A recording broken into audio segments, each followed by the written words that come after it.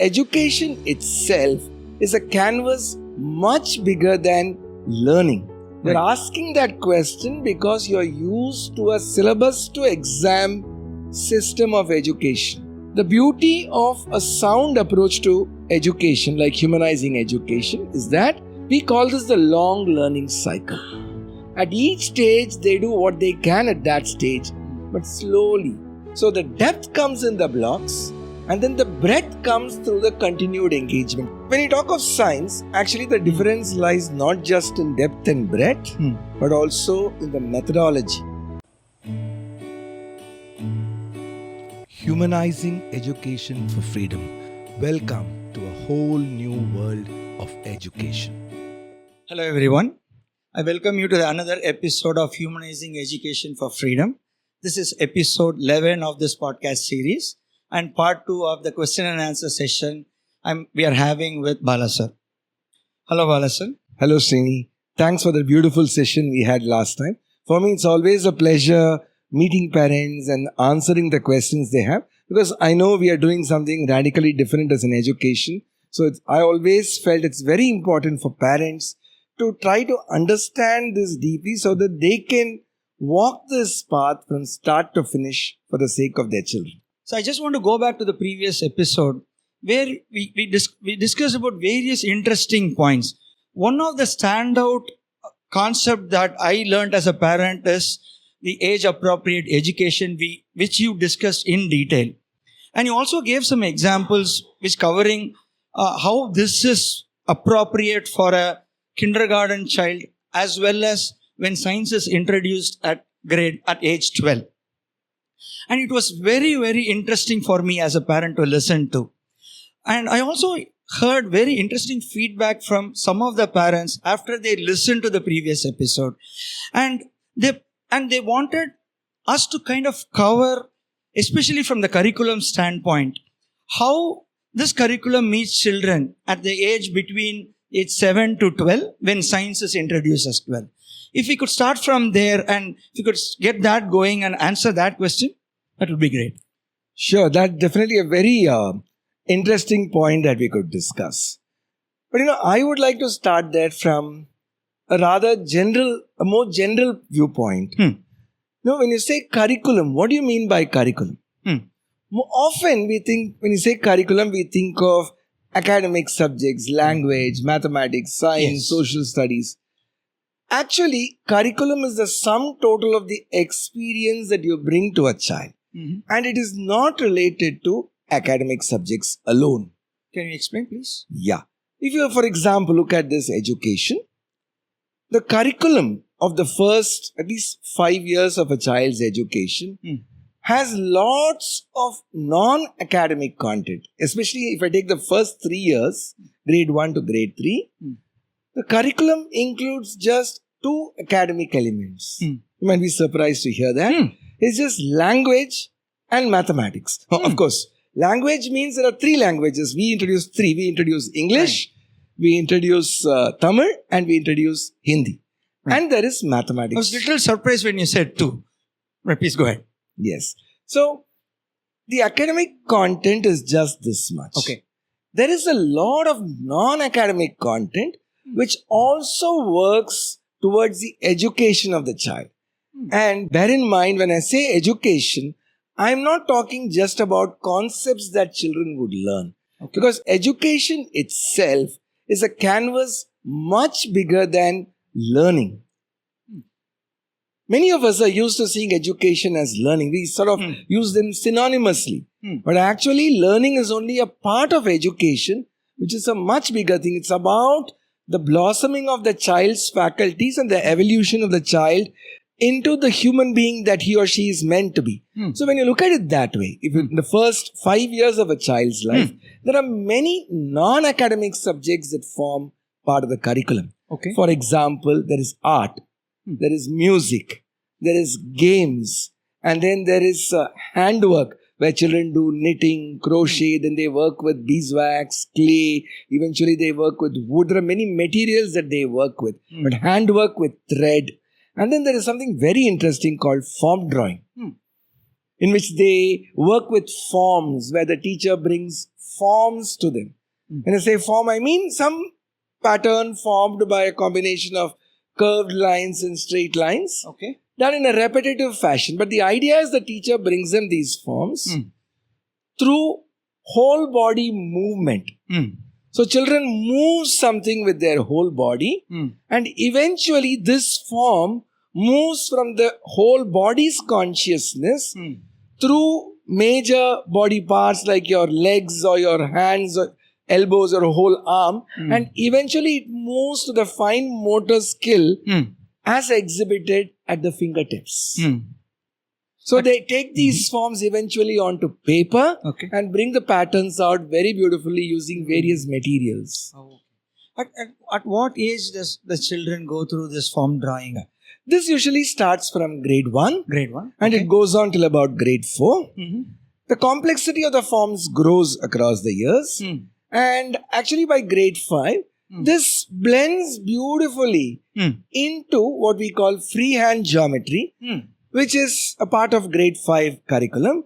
And by grade 6, that further blends into formal geometry, which then grows across the years. So you could say in one way, form drawing leads into the geometric part of mathematics. At the same time, form drawing also blends itself into language, especially in writing and reading.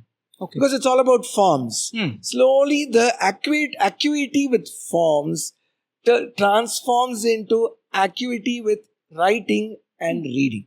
So many of these children develop very good handwriting, for example. So very beautiful things happen when you work with form drawing. It develops their spatial intelligence, the awareness of and understanding of space around them. What they do with it in their future is their call. But it is a very fundamental part of human intelligence that needs to be developed, and form drawing helps develop that. So there are many of these non-academic areas, form drawing being only one of them. Every one of them plays a role in the child's overall broader development. Academic subjects are only 3 till grade 3. Or 2, as I said, language and mathematics. Slowly other subjects get added. Because a time comes when the child starts evolving and becomes conscious of certain things. Like by grade 4, the child becomes conscious of the world around himself or herself and starts asking questions. Developmentally speaking, the child starts asking questions like, where am I? They're trying to place themselves in this world. And so we start with something called local geography. Geography of your local surroundings, which typically starts with the village in which our school is, and then slowly grows into the whole of Chennai city.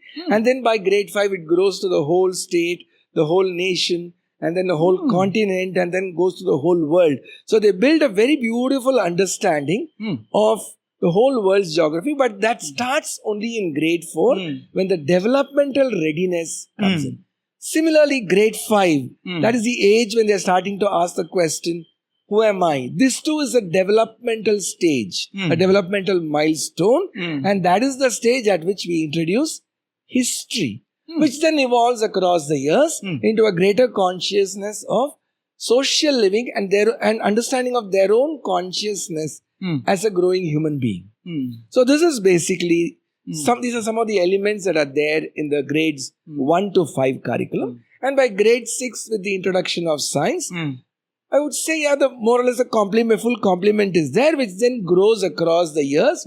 All the different elements keep evolving across the years. Even the non-academic elements grow across the years, and that's what forms the full curriculum. There are a few interesting takeaways for me when you explained this. So one was this non-curricular subjects, where initially it is common for us as parents to understand that it is a kind of a sideways subject. It is not actually a part of blended into a curriculum. But when I heard you say that, it kinds of builds a platform or a foundation for the children and make them ready when further concepts or advanced concepts come in as they grow older. This is one fascinating thing that I understood. And second, as a parent or as a student, my geography happened within four walls. So everything was taught as a theory. And when you said, I was able to relate to our children going for a field trip, where when you said about kids going for the local area within the village, so I could relate to the field trips my children were going. Though I don't understand completely as a parent, and now I am able to put these pieces together. That field trip, incidentally, Srini, is used. Children use it when they come back to school. On the trip, they even go to our local banyan tree, and it's a tradition that every batch goes and hangs from the vines of that banyan tree and swings to their heart's content.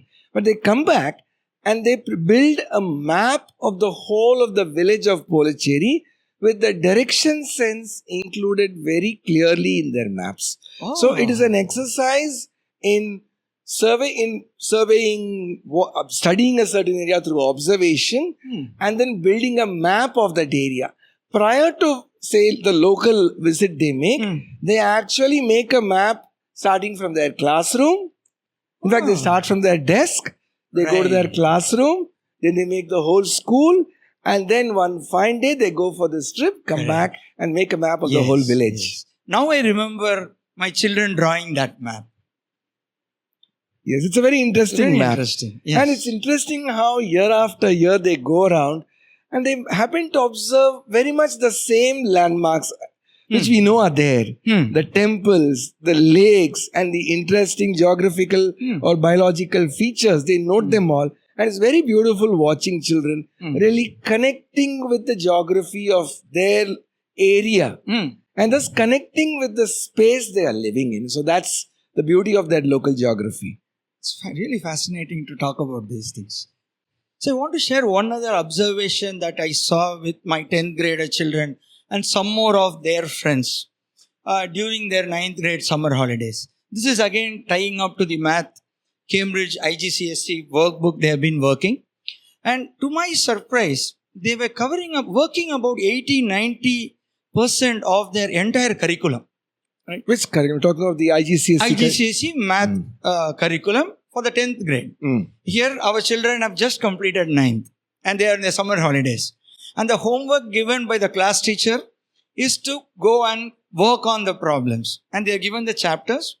And when I looked at the workbook, it pretty much covered about 80-90%. And as a parent, I was pleasantly surprised.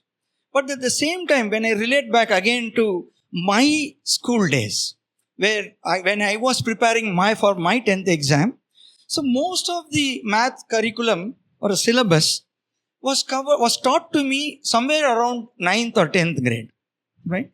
And when I compare that to these children, so my question arises here, when did these children really learn these concepts in math where they are able to quickly apply? I'm sure that these concepts are not learnt in 1 year. That much I can see and appreciate. But I really don't know where these children understood or learned these concepts. Sure. Actually, Srini, it'll be especially interesting to think of why this even surprises you. Because if you look carefully, you would ask this question probably because that's what your experience has been. That's what my experience was during my education. Exactly. In fact, most of us are used to something where at the start of every year, the textbooks outline what is going to be learnt in that academic year. And the year always ends with an assessment, an examination that tests every student's understanding of what is the syllabus for that year. So typically, when you look at even a board examination that comes, say, at the end of 10th grade, the syllabus for that board examination is included in the curriculum of grade 10. These days it might even be a combination of grade 9 and 10, but it is often grade 10. So children learn what is required for the grade 10 examination in grade 10. That is why you're used to seeing this. And so you're wondering, if these children have learned all this already, then you're asking the question, what is left to be done in grade 10? That is, yes. Natural question is that. So? You're asking that question because you're used to a syllabus to exam system of education. The whole point of humanizing education is to reject that system. Okay. In fact, we would say, if you're educating children on some things in a year, you should actually not be testing them in that at the end of the year. It is quite, I would say, foolish and ridiculous. Okay. Because learning is a far longer process. These children have been learning all these concepts for a long time. For example, there are concepts like HCF and LCM that figure in this examination. Children start learning them from as early as 4th grade or 5th grade. Various concepts are introduced at different points in time. But they don't stop there. The beauty of a sound approach to education, like humanizing education, is that the introduction of a concept is just the beginning of a long journey of engagement with the concepts that have been introduced, especially in areas like mathematics, where it is the continued engagement that enables the child to progress from the introduction towards familiarity, comfort, and eventually mastery of the concepts.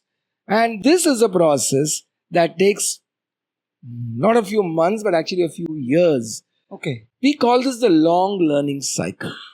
The progress of the child from introduction, which usually happens in the main lesson blocks, and then towards building familiarity, comfort, and then mastery, happens through the other kind of classes which you call EW or extra work classes. So they keep working on what has been introduced in their MLBs through over 3 years, EWs over 3 years, at the end of which they feel the mastery. And this system rejects the whole idea of examinations because we are always on a path of working towards mastery. Children never stop doing that. Once mastery has been attained in what was introduced in grade 4, let's say by grade 6, end of grade 6, something else is introduced in grade 5. Mastery continues in that. Then something else is introduced in grade 6. Mastery continues towards that in the next grade. So there is always a journey headed towards mastery that these children are on, and it is through that various concepts that you see form a part of the so-called grade 10 syllabus, which is what children are tested on in the examinations, is covered through many years of sustained effort. The effort never stops. It's almost like this, New York or Bombay, the city never sleeps. So this continuous blossoming of the child's abilities to handle these doesn't sleep. It's working all the time. So that is why sometimes we deliberately let them sleep for some time. But then we reawaken them. And they keep working through the cycle of forgetting, reawakening, forgetting, reawakening, till eventually by the time they come to grade 10, they have it in them. They just have to reawaken it and then work towards the mastery required for the examinations. Actually, that was my follow-up question, which you answered already. Because when you spoke about LCM, which was introduced as a concept introduced in grade 4 and continues till grade 6, and child gets into different topic. And when I was looking at the Cambridge book, the first topic was LCM and HCF. And when I was looking at the children, they were literally, for a few minutes, they were literally confused. And as a parent, I was not too sure why that reaction came from that child. When you said now that it is expected for a child to get mastery on a subject, and when they move to another topic on the same subject, and when they come back, they are able to recollect at some point in time. And that was what I was able to see. After that few moments where that, I don't know whether I can call that as a disturbance with them, but they were deeply thinking, where one of the child said, "Hey, did you forget? This was we learned it in 6th grade." And the other 2 children were saying really? Then that child started explaining, and those were, yes. And they immediately went about solving those problems. In fact, the teachers actively cultivate this. Hmm. This simple thing of engaging with something deeply Hmm. and then forgetting about it for some time Hmm. and then reawakening, engaging, Hmm.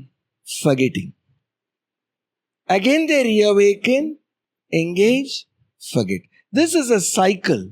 It's not enough for children to just stuff things in their memory. It is important for them to be able to reconnect with what they have gathered and use it as and when required in the way they can do it best.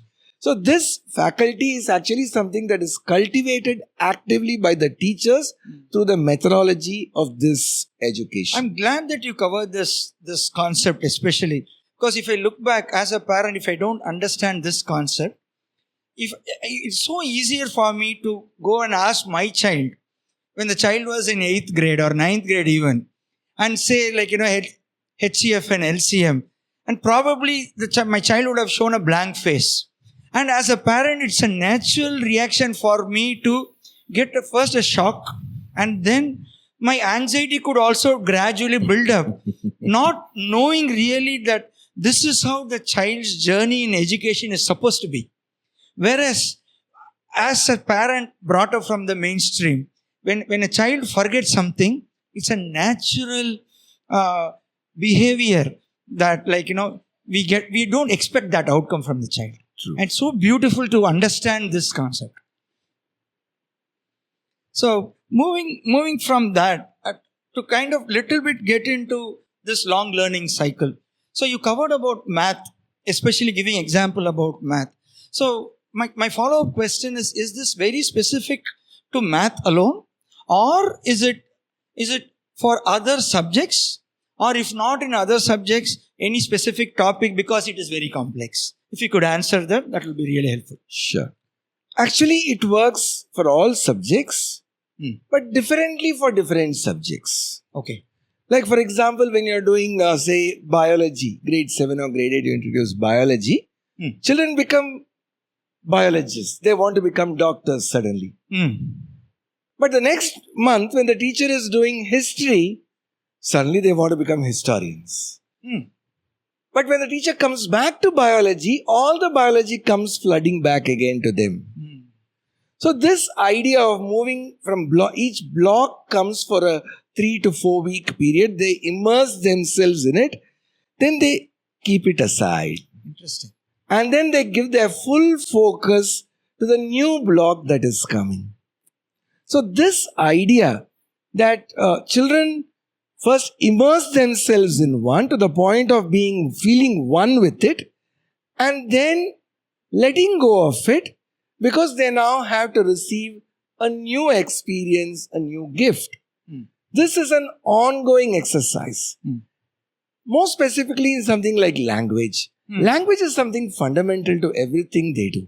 There is language in language classes. There is language in history. There is language in science. There is language in mathematics. Language is all over the place. But even the different concepts and skills in language are all introduced at different points in time, and slowly children keep working with them and they evolve. The range of skills, how much they can do with language. For example, in grade 2 or 3, a child might write only 2 or 3 lines after listening to a story. Suddenly, somewhere in grade 4 or 5, there is an explosion. There is a paragraph of 7 to 8 lines or even more. And by grade 6 or 7, there's an explosion to many pages. You see that growth in how much and how deeply and how much in detail they're able to capture what they have received and express it in written form. So this too is a part of the long learning cycle. We are not in a hurry for the outcomes. At each stage, they do what they can at that stage, but slowly, almost like it was a natural and divinely ordained process, it grows. And it happens like that in language. In a subject like science is a different kettle of fish. It's a different kettle of a cup of tea. So it works differently. The whole point of science is to be able to drink in the real world practically. That is, to be able to build theories of cause and effect in such a way that they are applicable in real life. So, for the first few years, when science was introduced in grade 6, children experience phenomena in an approach called phenomenology, in which they experience phenomena, go through deep, reflective discussions of their own experience as a class, and discover the concepts in science and form them in an interconnected and networked manner. Later on, as they go into higher grades, as the level of phenomena, the dominance of phenomena in their learning it takes a part, but not everything. But then slowly the thinking faculty starts coming in and they reflect on all the experience of phenomena, and then little by little they form deeper and deeper explanatory pictures of how the world works, why it works the way it does. So it works across many years on a different kind of learning cycle. So in every subject, there is this long learning cycle. It works differently. Mathematics is one where the practice keeps going on. In fact, in higher grades, in the upper high school of science, that again, say a subject like physics starts resembling mathematics in this way. There is a lot of practice. It's by doing that they really understand the nuances. So there it starts making it starts looking similar. Physics and chemistry in that sense start looking like mathematics in terms of the approach adopted with children. So this long learning cycle works across subjects, across the grades, but differently for different subjects and in different grades. Very interesting and very thought-provoking when I kind of think about this long learning cycle, especially looking at how carefully this curriculum is structured, taking into account each subjects, not as a holistic curriculum, but tailored for each subject. It's very, very good to know, very interesting. In fact, that's what makes it holistic. I mean, just because I have a sledgehammer, everything else doesn't become a nail, does it? No. Horses for courses, tools for jobs. That should be our principle. What works for mathematics may not work for language, and we adopt different approaches for different subjects, even in the way we work with this long learning cycle. Very interesting, Balas. So I would like to touch upon a very commonly asked question when it comes to the depth of curriculum. We keep hearing from you in various meetings as parents that the focus is always on the depth of the curriculum. Whereas there is also the breadth when it comes to any kind of a curriculum that we have in today's world. So the question to you is, are there any compromise that we have to make for meeting that breadth of the curriculum? I presume you mean the breadth becomes relevant when our children have to get ready to meet one or the other, say, external examination. Yes, that the is common tied to the curriculum. external examination. Correctly. This idea actually, it highlights a certain fundamental fallacy that has become very commonplace today. Can you please explain? Yeah, the fallacy here is, if you have depth, you cannot breadth. If you have breadth, you cannot have depth. Okay. Let me repeat that. If you go for depth, you will not have breadth. If you go for breadth, you will not have depth. This is actually a fallacy, but you could say it's a half fallacy in the sense that the second part of it is true.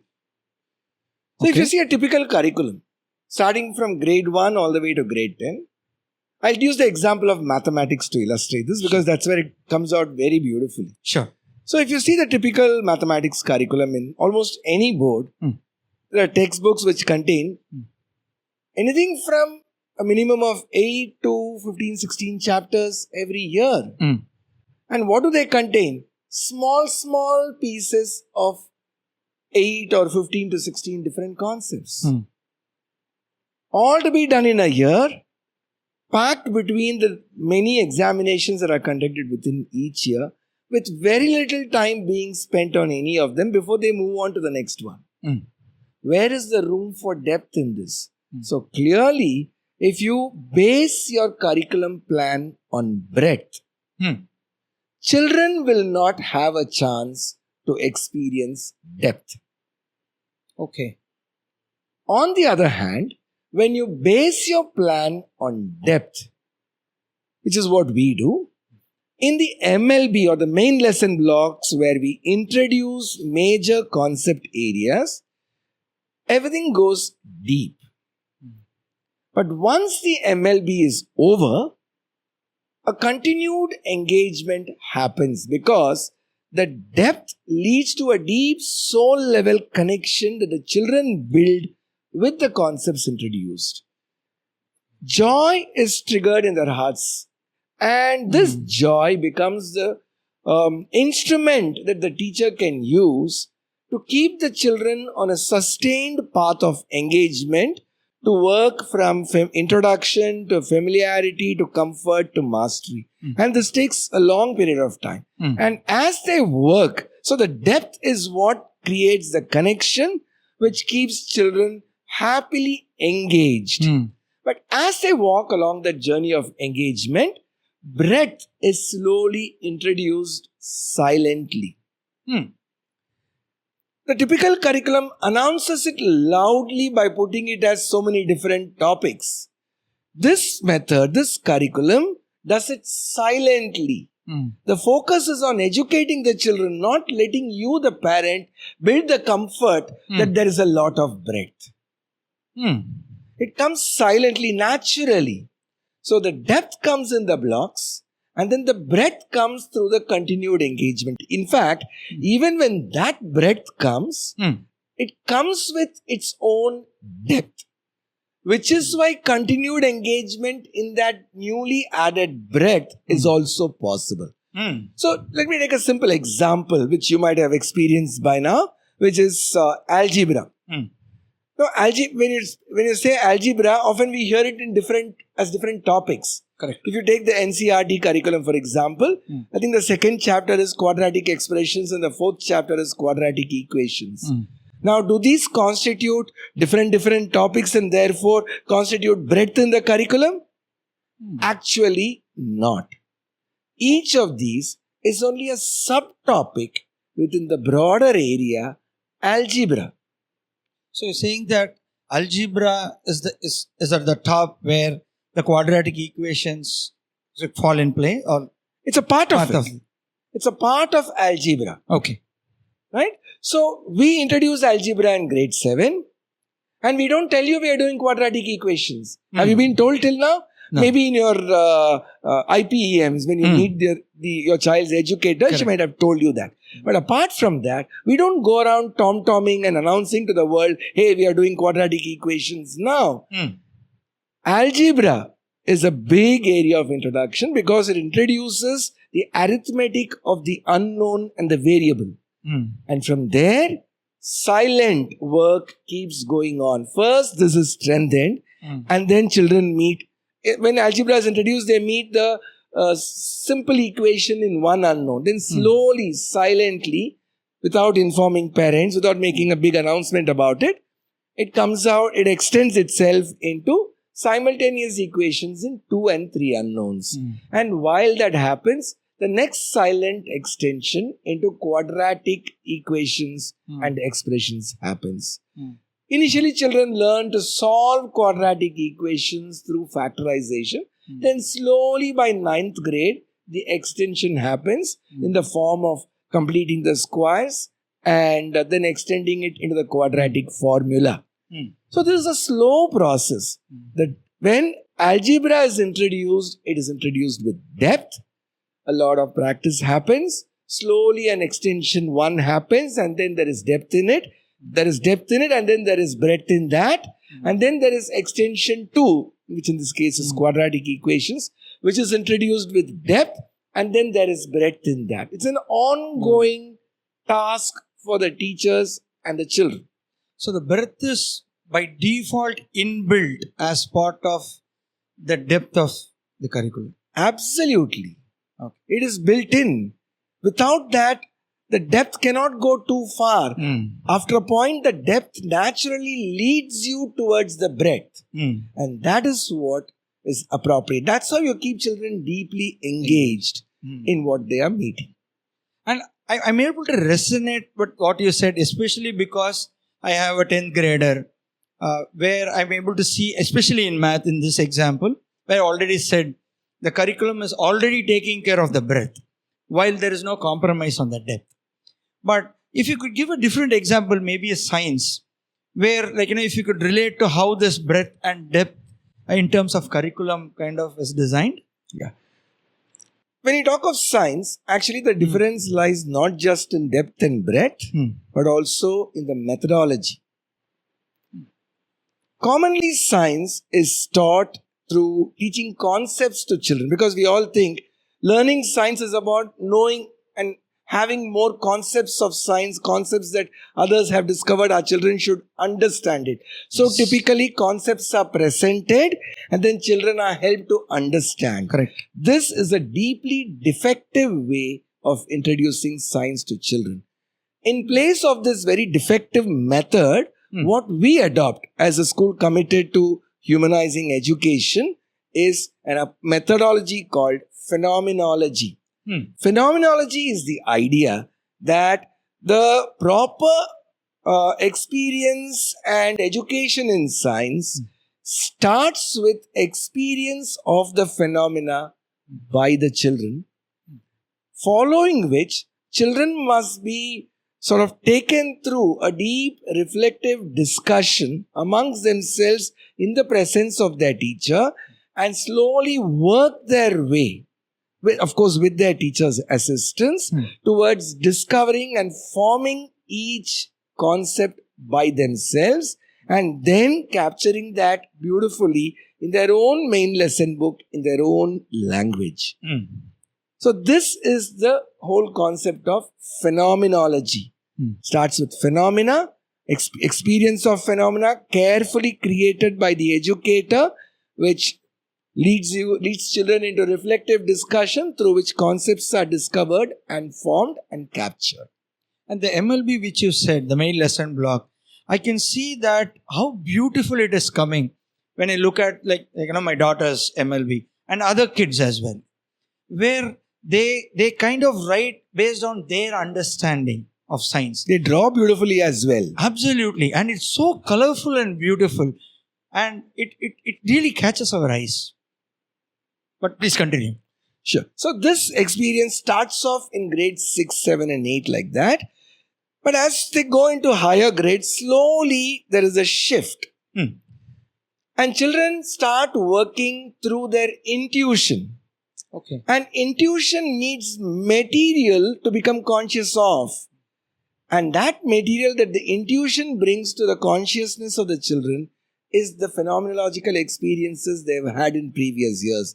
And then as older children, especially when they come to the upper high school, it becomes deep explorations into various phenomenological experiences to discover the hidden underlying truth, which we call the laws of nature in various forms, whether in physics or chemistry, which together constitute the physical sciences. So it evolves over the years.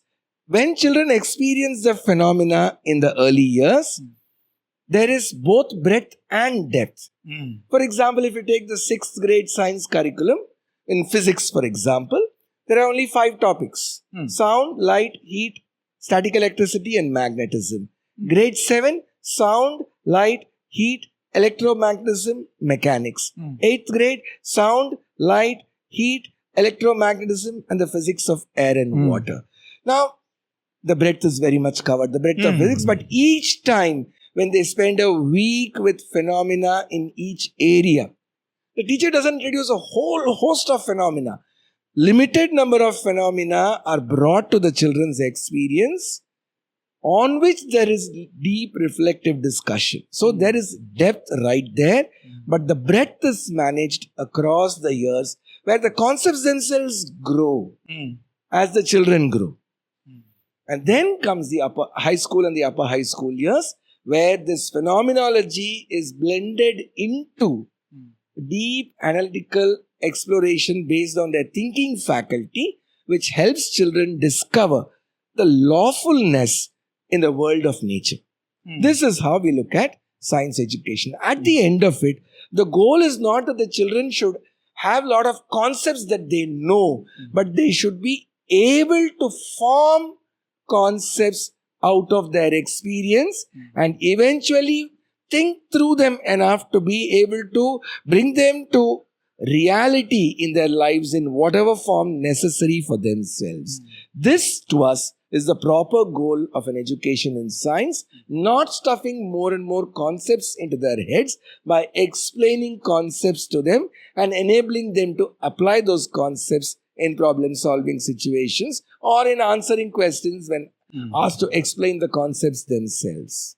This is very insightful, especially understanding the subtle difference of breadth versus depth when it comes to different subjects, especially math, and you covered physics and chemistry.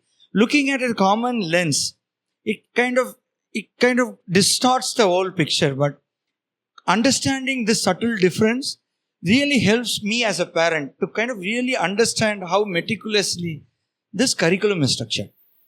Actually, the idea is, we are asking the question, what is education? Is education training children to give specific responses in examinations when asked for? Or is it the real development of the children's own faculties? That's the real underlying choice, Srini. Mainstream education has lost its way. And humanizing education is an attempt to stay on the path of real education, where we are always trying to serve the children by enabling the fullest development of their human faculties so that they may grow up to be adults who have fully developed human faculties and through that have a strong and well-developed faculty of moral discernment. Their moral consciousness must be on full alert all the time. They must be really good human beings. They can be good human beings only if they can do good all the time. And that is what this curriculum seeks to develop. And one thing which I want to highlight is also when focusing on all you have said, there is no compromise on the curriculum. It's respect to subjects and even exams, which is a bigger elephant that we promised that we are going to discuss in a later. Yes, that elephant in the room, we should take it up soon. But actually, you're right very much that compromise. What is compromise after all? Compromise is accepting something of lower value while forsaking something of higher value. Why should we do that? This is a question we are asking. And when you can have both by following the path of depth and adding breadth to it over time, why choose the alternative? This is the question we are trying to answer. Thank you, Balasa, for this wonderful insight. And one thing we promised our viewers is to tackle the big elephant in the room. So it is so important that we take care of the smaller animals in the room before we tackle the bigger animal, which is the elephant, which we definitely promise our viewers that we will take it up in the next episode. Definitely, we should do that next time around. And that, I guess, brings us to the end of this episode. So, if you have any observations or questions to share with us, do email us at humanizingeducationforfreedom@gmail.com. Do subscribe to this podcast series if you would like to receive instantaneous updates as and when we upload future episodes. If you like the work we are doing here, do spread word about it with people for whom and for whose children you care. Until we meet again in the next episode, here's wishing you good luck, and if you're a parent, happy parenting.